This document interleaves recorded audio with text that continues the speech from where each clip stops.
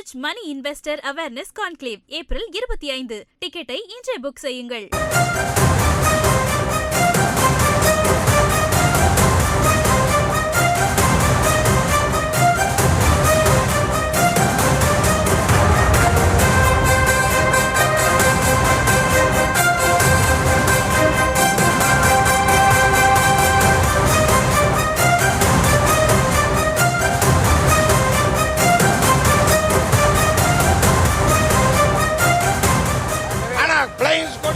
காட்டல.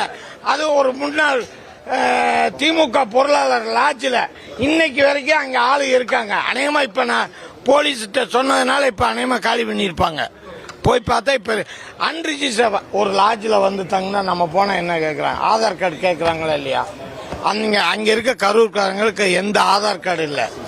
அத்தனை பேர் அந்த அதெல்லாம் இல்ல. இப்ப இருக்கு சார். இன்னைக்கு அந்த பணம் எடுத்துட்டு போகும்போதுதான் சார் இந்த 30 கோடி சிக்கிச்சு. பிளைன்ஸ் கொடி யாரோட பணமோ அவங்க வீட்டுல கொண்டு போய் கொடுத்தாச்சு. ராணுவ பாதுகாப்பு மாதிரி போலீஸ் பாதுகாப்போடு அந்த பணங்கள் போய் சேர்ந்து.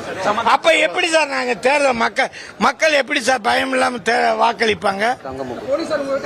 என்ன அராஜகம் விட்டு ஹிட்லர் முசோலினியா சர்வாதிகாரம் நடக்குதா இங்க?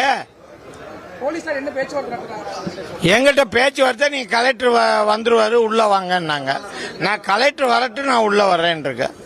நான் மனு கொடுக்குறேன். ஏன்னா 2 நாளா கேட்டிருக்கேன். நேற்று ஒரு செய்தியை நான் அவர்கிட்ட கேட்கிறேன், போன்ல கேட்கிறேன். நான் உடனே கூப்பிடுறேன்னு. இன்னைக்கு 26 மணி நேரம் ஆச்சு, இது வரைக்கும் அந்த செய்தியை சொல்லல. போன் அடிச்சா போன் எடுக்கிறது இல்ல. அப்ப நான் என்ன பண்றது? என்ன சாத்மீக முறையில் நான் இது மக்களுக்கு தெரிவிக்கிறதுக்காக சொல்றேன்.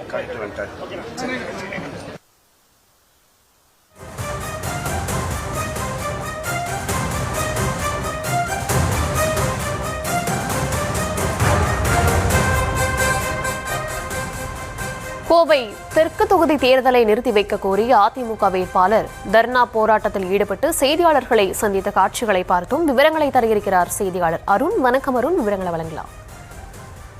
தர்ஷினி வணக்கம்.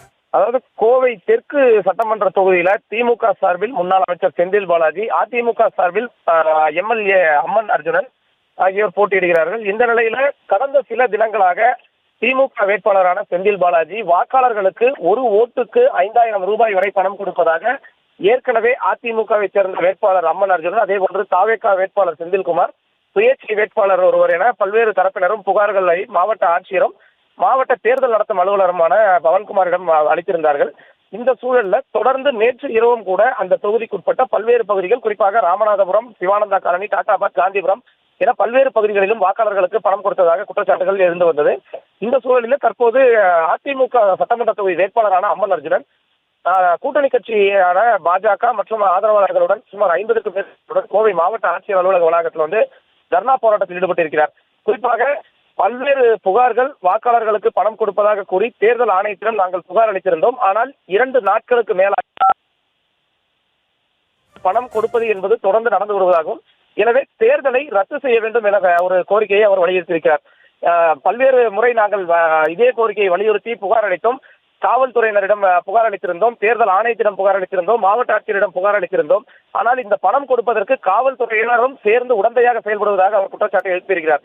நேற்று முன்தினம் இரவு ராமநாதபுரம் எம்பதி சாலையில் கரூரை சேர்ந்த திமுகவினர் அந்த பணம் கொடுத்ததாக அந்த வாகனத்தை முற்றுகையிட்டு அதில் வந்தவர்களை பிடித்து காவல்துறையினரிடம் ஒப்படைத்தோம். ஆனால் காவல்துறையினர் பெரிய அளவில் நடவடிக்கை எடுக்கவில்லை என்ற குற்றச்சாட்டை அவர்கள் வைத்திருக்கிறார்கள். இருப்பினும் காவல்துறையினர் இது தொடர்பாக கரூரை சேர்ந்த ஒரு 3 பேர் மீது வழக்கு பதிவு செய்திருக்கிறார்கள். ஆனால் தற்பொழுது இந்த தேர்தலையே தெற்கு தொகுதிக்கான தேர்தலையே ரத்து செய்ய வேண்டும் என்ற அடிப்படையில் அவர் அந்த கோரிக்கையை வலியுறுத்தி இந்த போராட்டத்தில் ஈடுபட்டு வரக்கூடிய சம்பவம் என்பது பரபரப்பை ஏற்படுத்தியிருக்கிறது. தற்போது வரை 50க்கும் மேற்பட்டோர் இங்கு இருக்கிறார்கள். தொடர்ந்து அதிமுகவை சேர்ந்த பலரும் இங்கு வருவார்கள் என எதிர்பார்க்கப்படுகிறது. Enrich Money Investor Awareness Conclave April 25. டிக்கெட்டை இன்றே புக் செய்யுங்கள்.